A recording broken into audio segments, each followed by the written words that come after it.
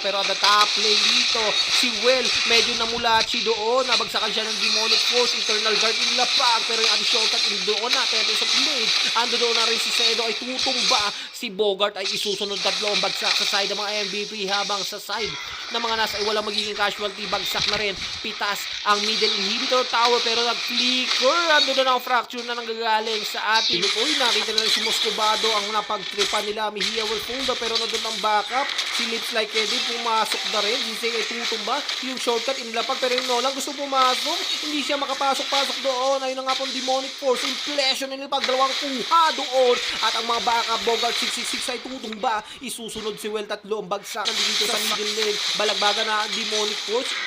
tumatalon na.